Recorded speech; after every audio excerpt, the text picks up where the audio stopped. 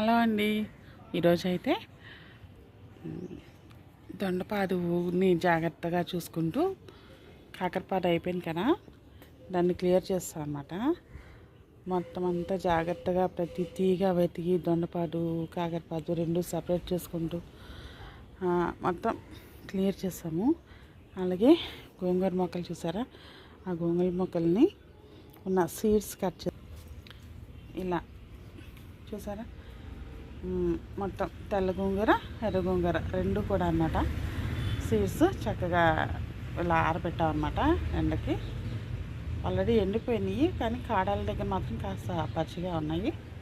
Split అయిపోతున్నాయి. Split అయిపోయి అక్కడ పడిపోయి అక్కడ మొలుస్తాయి అన్నమాట. అందుకని ఇంకా కట్ చేసేయాల్సి వచ్చింది.